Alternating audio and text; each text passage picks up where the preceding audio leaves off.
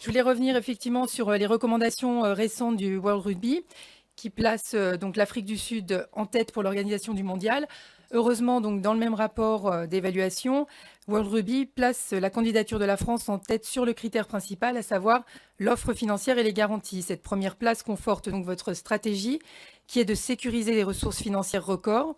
Première destination touristique du monde, la France dispose également des infrastructures pour accueillir dans d'excellentes conditions les équipes et les supporters du monde entier. Vous avez d'ailleurs évoqué la qualité de nos stades. J'ai pu apprécier l'inauguration et la transformation du stade de Gerland par le Loup Rugby en seulement 4 mois. Et donc, nous avons vraiment des grands stades de qualité. Et donc, aussi pour cette dernière ligne droite, comment comptez-vous convaincre les derniers votants indécis et vous démarquer de nos concurrents irlandais et sud-africains? Et j'avais une deuxième question, puisque donc, les Jeux olympiques de Tokyo 2020 permettent de miser sur l'innovation technologique. La France a de nombreux atouts pour poursuivre cet élan mondial dans le cadre des grandes manifestations à venir. Comment adapter, selon vous, l'accueil d'événements comme le Mondial 2023 au bouleversement du numérique que nous connaissons aujourd'hui? Je pense aux réseaux sociaux, mais pas seulement.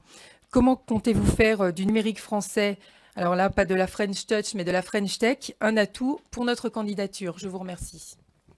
Si vous Très voulez bien répondre, rapidement Sandra. sur le temps qui nous reste pour convaincre les fédérations votantes,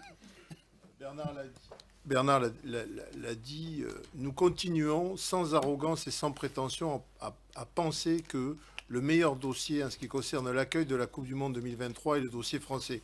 Non pas parce que c'est nous qui le portons, mais parce que, vous l'avez dit, les infrastructures, que ce soit en termes de transport, d'hôtellerie, des stades, la capacité du marché financier est plus importante que les deux autres candidats. On a une commission de recommandation qui a décidé aujourd'hui qu'elle plaçait l'Afrique du Sud un peu devant nous, sur des critères qui peuvent porter discussion, en tout cas, à minima, voire contradiction. On continue à travailler sur les mêmes sujets, c'est-à-dire que le dossier français est celui qui doit apporter à la Fédération internationale le plus de moyens financiers pour développer le rugby. Ça, c'est notre point principal. Et les fédérations ou les régions avec qui on discute aujourd'hui reçoivent extrêmement bien ce message. C'est pour ça qu'on considère qu'aujourd'hui, rien n'est perdu, rien n'est gagné. On est au milieu d'un match, mais comme vous le disiez tout à l'heure, en employant une paraphrase sur les bouses, chez nous on dit les musiciens sont payés après le bal, donc c'est exactement la même chose. On verra le 15 novembre le résultat, mais on continue là-dessus. Par rapport au numérique, je pense qu'on a la chance en France d'avoir des entreprises et des réseaux de télécommunications qui doivent permettre, et ça nous avons essayé de le mettre en avant dans le dossier, ça n'a pas suffisamment été considéré à notre avis, l'expérience spectateur.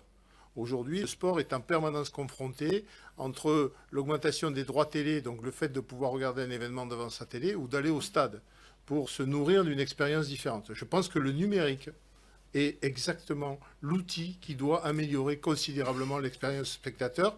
On a essayé de le mettre en avant dans notre dossier avec des entreprises leaders sur leur marché, du type Orange. Et évidemment, si on a la chance d'accueillir la Coupe du Monde, ce sera un des sujets majeurs d'accroissement de l'expérience spectateur dans les stades.